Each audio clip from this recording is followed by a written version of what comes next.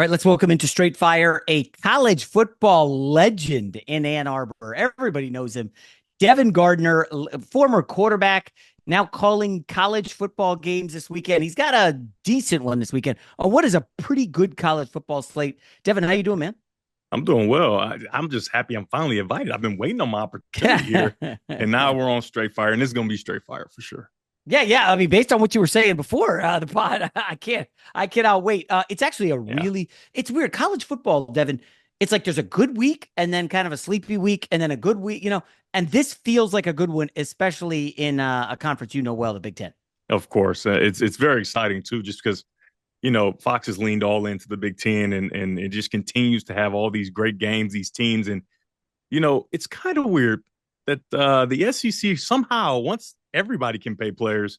The Yeah. depth is just not what it used to be. I just don't know how that's happening. However, However, I would imagine that for the third straight year to be a Big Ten national champion.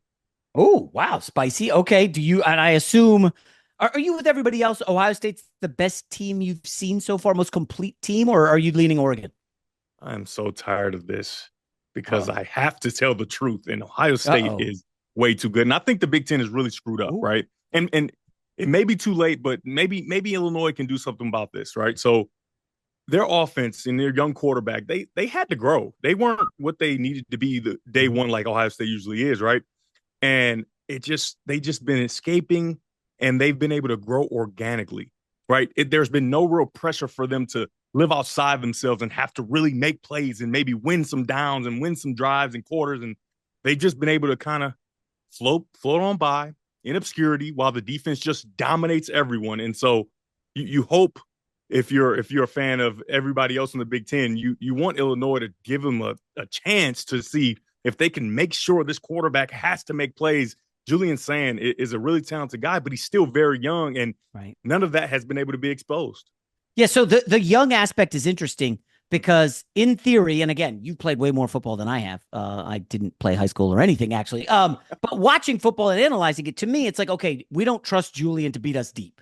Yeah, Let's play press man. Let's get everything at the line of scrimmage. Make them beat us deep. The problem is they got Jeremiah Smith out there, who's man. pretty decent, and Yeah. he's the ultimate weapon. Like you can't really stack the box, and no cornerback can hang with him on an island. I don't. Does Illinois have any chance here? The line is 14 and a half. Well, so I'm just telling you, the only chance they're going to have is their quarterback, Luke Altmaier, is a grown up, right? He's an Mm. older quarterback. We've seen the trend in college football. When you have an older quarterback, you got a real chance. And if he can find a way to create plays offensively against that nasty defense, man, those two linebackers, Sonny Styles and Arvell Reese, and then Caleb Downs behind them. I mean, it's just not fair. It's just not fair. However, this is the type of quarterback that can help, right? The ability to move on the run and make plays down the field. And if they can find a way to sustain drives and put points on the board, it will force the Ohio State offense to prove, hey, have you grown to where you need to be the national champion here Mm. early in the season or in the middle of the season? So if there is a team that can do it, I think it is Illinois. Yeah, USC went in there and everybody was like, oh, USC's what, 5, 6, 7 point favorites. And Mm-hmm. Illinois just went up and down the field on them. Now, USC doesn't play defense like Ohio State, but I think we would both agree Ohio State is for now the clear best team in the country, but still a lot of Yeah. football left to be played. Let me ask you about this Michigan USC game out here. Sharon Moore, the Mm-hmm. coach of Michigan, saying, oh, yeah, here it's a sellout because Michigan fans are going to fill up the stadium. And I don't think the USC fans nor coach Lincoln Riley, he seemed a little peeved about it. Sometimes you don't want to poke a bear. I don't. This isn't a great Michigan team, but interestingly, Devin, everybody's picking Michigan here. I think I lean Trojans. Where are you on this one? Well, I don't like it. I don't like the giving Baltimore material. That's like day one. Like, Yeah. don't give them extra stuff, right? You're flying cross country. You've got a freshman quarterback. You're going to be a little sleepy, right? Time zone change, all these different things. Maybe don't give them a little extra ammo. All right. Oh, forget they're upset as well, right? They Mm-hmm. think that they're a lot better than people are saying they are. Um, I don't think that's smart at all. However, this is going to be a huge test for Michigan.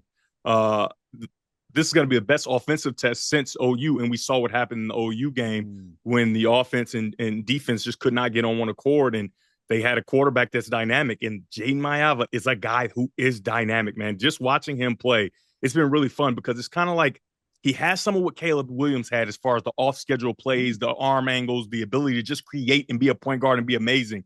but he also plays on schedule, right? And that really lends into what Lincoln Riley wants. He's kind of griped over the years of like, man, I love the playmaking, I love that Heisman Trophy, all that, but I would love for you to run what I'm calling, right, and play on schedule. And he does that, and they've got some dominant weapons. So for the Michigan Wolverines, they haven't really been tested because that front seven gets home so fast. So those young corners have been able to kind of grow up. Well, you'll have the opportunity to see, have they grown up, and have you taken the necessary steps for Bryce Underwood, because he struggled reading defenses early and he continues to do that. They're trying to work around it and find ways for him to be successful, and they've done a nice job. However, this is a different animal, right? When you're facing another offense that's explosive, kind of like OU's is, you've got to make plays. You can't just rely on your defense in 2025 to always stop them every single time. Everybody seems to love Underwood, and that's fine. I get it. Big time prospect. He's had a good freshman year, but Mayafa's been so. I did not realize he was this good. Special. To me, he wears the same number as Sam Darnold and kind of moves and throws like him. Mm-hmm. I just can't disassociate Darnold. Obviously, Darnold was great at USC, but this kid, 6'4", 230, I think he's a pro, man. And I love watching his other stuff, his off the field stuff, because you can see clearly what type of guy he is. He's a worker, right? He's a guy that loves his teammates. His teammates love him. And when you have a guy at the helm who is very well liked and loved, even with talent, right? He's already got talent. And then you got a play call like Lincoln Riley. You don't want to rile that group up, right? And they're a little upset because they feel like they let one get away against Illinois. And I'm just telling you, this is going to be a really, really good game. And you're going to get a lot of questions answered on both sides for USC and for Michigan, because contrary to popular belief, I don't believe Michigan's going to be able to go in there and just bully them and run the ball down their throats. I think they're going to stand strong in their own house, and it's going to be on Bryce Underwood and that offensive weapons that he may or may not have to make some plays. Yeah. Again, it's a monster weekend in the Big Ten, and this Indiana-Oregon matchup's kind of getting lost in the shuffle. It's sneaky good, man. I don't know what to make of Indiana. Yeah. To me, okay, they smashed Illinois by 1 billion. All right, wonderful. Now, we'll help you out there. Illinois was missing basically their entire back end, so that's something nobody's talking about. Where you're missing your entire back end, it's got to be. I mean, you playing with all backups, it's going to be tough to stop teams. And not taking anything away from Indiana. I think they are serious. I think they're for real. However, like we talked about with Michigan and USC, they're gonna answer some of those questions coming up here. But I think that the quarterback matchup is good. Dante Moore, just telling you, I've watched him since he was like 9 years old, and his ability as a passer, as a ball player, right? He's not a runner, but somehow when he needs to run, he's a runner, right? Mm-hmm. It's been really impressive to watch his growth. And he is a special case in this age of college football where he's very self-aware. And he's been like that since he was young, right? Very self-aware. You go to UCLA, doesn't work out well. What do most quarterbacks who are 5 stars making a lot of money, what do? They go somewhere to play, right? Well, when you're self-aware, you say, maybe I'm not good enough. Maybe some of it was me, even though I didn't have the talent around me. Some of it was me as well. And I need to grow. So he decides to go to Oregon and essentially knowing that he's going to be the backup. How many 5-star $1 million quarterbacks are going to do that? It just doesn't exist. And you know that. I know that. Everybody knows that. But to have the self-awareness to go there, sit, watch, learn, really develop, and then you get the opportunity to slide right in with a lot of talent around you. One of the greatest moves in college football, right? Yeah. And I'm really looking forward to see if that trend follows, right? Maybe guys that go to the wrong place don't just go somewhere just so you can start. Have some self-awareness and understand that maybe it is you. Maybe you do need to look in the mirror and you need to improve. And he's done that, and it's been really cool to watch. So let me ask you, you said you've been seeing Moore since he was 9. How did that happen, and what did you see? Well, we're both from Detroit, and he worked out the same gym that I worked out at and got a chance to work with him some. So it's been really cool to see the maturation, right? Because everybody's looking at him now, and they're seeing this amazing, talented quarterback who can run and make plays, who's so unfazed, right? It's so funny. I was watching that Penn State game, and I remember during training, I would have them watch some of my old games, right, just to see coverage, right? Because this is the level you want to play at. You're 10, 9, 11 years old. It's never too early, right? You get it in your osmosis, right? And so we've watched that Penn State game where in 2013 we win 4 overtimes over and over and over again, right? And it's like my best worst game of my life, where in the first half I turn the ball over 2 or 3 times and And somehow in the second half, I come back and rush for 125 yards, the most ever, and throw for 200 something yards. You know what I mean? So it's kind of like teaching, not only learning coverage and learning the atmosphere you might have to play in, but learning that there will be ups and downs, and you have to be able to respond from that. So showing him that all those years, and then to see him go out there and look completely unfazed by the most electrifying experience in all of college football, in my opinion, that wideout is crazy. Yeah. Michigan couldn't snap the ball one year I on the very know. first play of the game, Yeah, right? yeah, yeah. That is insane. And it looked like he was just in Detroit playing at Northwestern High School with the Detroit Spartans. It was really impressive to watch. And that's not an anomaly. That's just who he is. All right, so now I got to ask. I'm a Jets fan in the NFL. I was born in New York. Don't laugh. That's Whatever. unfortunate. I know. Tell me about it. Horrible ownership. That Yeah. being said, Devin, if they get the number one pick, as of now, and there's a lot. I mean, we got to go through the whole process. So much. Yeah. Moore's, if he comes out, I think he's definitely got to be in the mix. I like Simpson at Alabama a lot, but Moore, that Penn State game impressed me. That being said, Penn State did lose to UCLA, so how good is Penn State? Anyways, Right. Yeah. knowing what you know about Moore, by the way, do you text him and stuff? Are you guys that close? Of course. Oh, wow. Okay. Do you get the impression he's the kind of guy that would come out if they win the national championship or he wins the Heisman or they lose in the national championship? He is only 20. He'll be 21 in May, so he's on the young side. Like I told you, he's a very self-aware kid, right? And so it'll be all about if he feels and if his team feels that he's ready.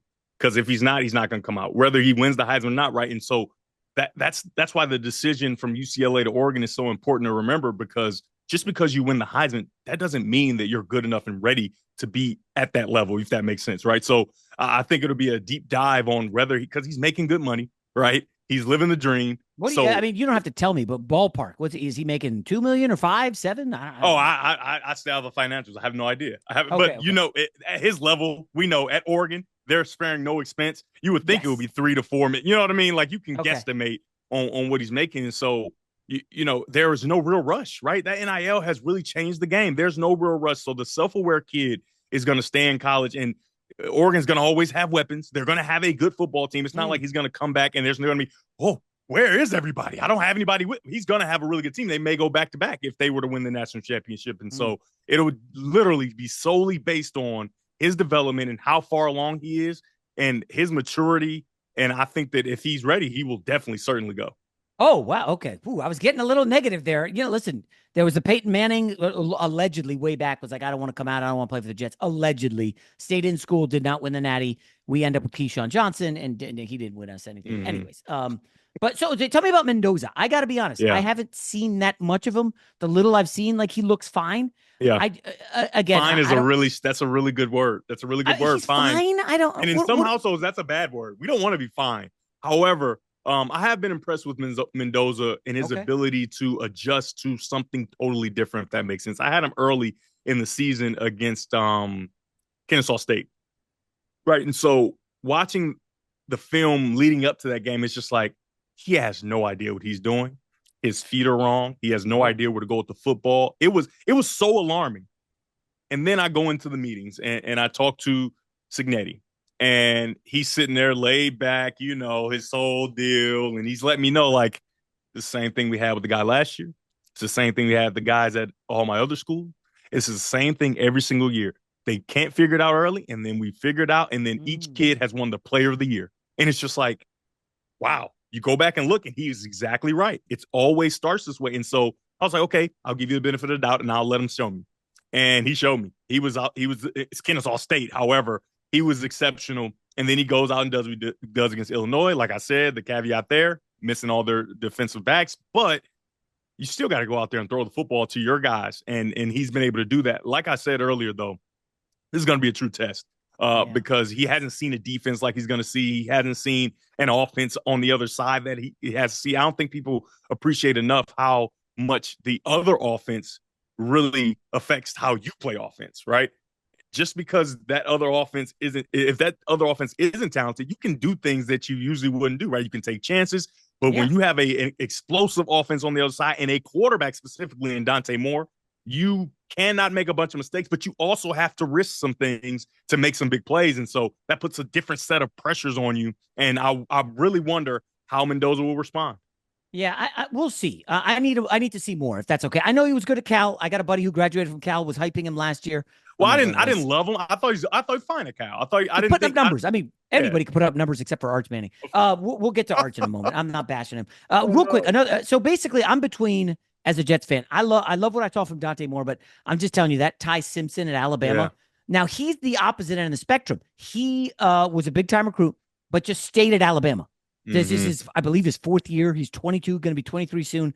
Yeah. And that's also rare, right? You Yeah. don't see a lot of guys who are like, hey, I'm just going to be okay being the backup. And then all of a sudden, he looked so good against Georgia Mm-hmm. on the road. I was impressed. I don't know how much you've seen of him, but they do have a tall order at Missouri this weekend. Where are you on Simpson? He was an Elite 11 guy, and he was impressive then, and he remains impressive. Yeah, it's really cool to see a guy who, you go in, you compete hard, you don't win the job, right? And you compete hard again, you don't win the job. You know what I mean? Like that's a demoralizing experience for a guy who's a highly recruited guy who everybody wanted. You chose this school, and you don't know, you're not there. You don't know what happened and why he didn't win the job. However, it sounds like to me he has a resolve, and that's what I experienced when I was coaching at the Elite 11, and it's still now. Like it's really cool to see a kid stick it out because I always think, even though I was before the transfer portal era, I always thought I would be that guy that stuck it out because I'm just too stubborn. Yeah. No, I am good enough. I'm gonna play, Yeah. right?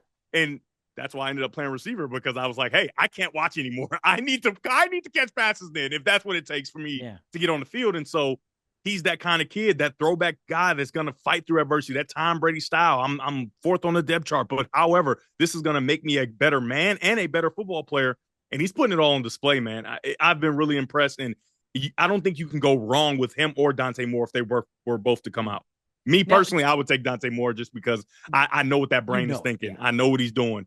And I understand that I can trust him. Now, Ty Simpson looks like he can be trusted. However, I don't know him enough personally. Just a week at the 11, I don't think is enough to see how a kid's brain completely works. Yeah. So when it comes to the NFL, you fall into that category. You're like 6'3.5", a big guy, big strapping dude. Much bigger Simpson's nowadays. closer to 6'2". Simpson's closer to like a 6'2". I'm sure at the combine he'll measure like 6'1.5". There is such a stigma against quarterbacks who aren't in that, Mendoza, Tom Brady, big, or Justin Herbert. Everybody wants that guy. Not everybody can have him.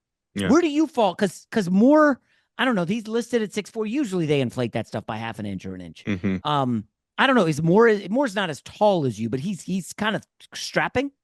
Yeah, he's like 6'2.5", maybe pushing 6'3", but lower body, big, strong lower body. And I think it's overblown. Like this being tall, I think it's well overblown because I remember the one thing about being tall that helps is the receivers can see the ball come out, right? And I learned that from playing wide receiver a little bit at Michigan, where Denard was a little bit shorter and the offensive linemen are so tall, and he would throw the football, and it's just like it's always a surprise when it's from a smaller guy.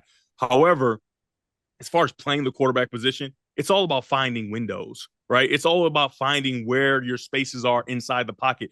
I'm 6'4", 6'3.5", whatever you want to call me. Well, our linemen are 6'6", 6'7", 6'5". Like I can't see over these guys, right? I'm trying to look between them just like the smaller guy. And I think it can be overblown. Now, if a guy grows up and he's small and he's played well his entire career, you have to trust that he's figured out how am I going to navigate at this size. And sometimes the taller guys suck, right? So it's just like I'm going to take this guy because he's tall. Yeah, I mean like, Brock Osweiler. There's a million of them. Yeah. Oh, he's tall. Let's give him a chance when it's some smaller guy that's really making plays and can help you in the run game as well. Lastly, I listen. I kind of wrote him off after the Ohio State game. Obviously, we could bring it back next year, right? He ain't going to the NFL, but the Arch Manning stuff, I almost don't think he's really worthy of discussion. There is chatter. If, I got buddies on the Texas message boards who are like, yeah, let's just sit him down. He's not seeing the field well. What are you seeing on Arch Manning? Somebody came on here and said he had a 5-star last name, but he was a 3-star recruit. And I was like, that's kind of accurate. Yeah, I will say it, but this is the thing. It's completely unfair. Yeah. Right? I'm not gonna say I don't think. I know for a fact he didn't ask to be put in that upper echelon, right? He's just out there having fun and it's I don't know how self-aware he is, but his family's for sure self-aware. right? Yeah. So they knew exactly what they were doing. They were putting him in a position to not have to play right away, right? Because they knew his talent, his skill level. They were putting him in position to be with a Sarkisian, a offensive genius that develops quarterbacks well. And so I just feel like he's a kid. He watches TV. He has internet. I think he started to look at it a little bit too, right? And see like, oh, I'm really like, as much as he's famous and he has that last name, I feel like he was able to be sheltered away a little bit. And then when it's like clearly his job, he's the guy, everybody's talking about him. I don't think he could hide from it any longer. And he started to feel himself as well. Like some of his interviews, it's like, that's a little different, right? You're poking the bear, like we talked about. Like, what are you doing there? I don't know. And then you get that stinker at Ohio State. I mean, from the very first throw, I don't think people remember this. The first throw of the Ohio State game, he had a touchdown and he skipped it off the ground with no pressure. And I'm just like, whoa, that's alarming, right? And then obviously the game continued and it wasn't very good, but I don't think he asked for it. He obviously has the last name that's going to allow him grace, and he's going to be able to improve. He's big, he's strong, he can do all these different things. And so I think that you have to trust that Sarkisian is going to figure it out by next year, if not the end of this year. But to this point in the season, he just hasn't played very well. He doesn't see the field well, but I don't think the answer is sitting him down, because now you sit him down. How do you get better then if you believe this is your guy? Now, if you don't believe he's your guy, that's a whole different conversation entirely. Yeah. However, I think that Sarkisian believes this is his guy. He probably gets in his head if you do that, and it could go sideways. You lose him completely. Yeah, it's over. Yeah. All right. Devin Gardner, Michigan legend. He's on the call for TCU K-State on Saturday. Devin, great stuff. Thanks again for bringing the fire to Straight Fire. Appreciate you.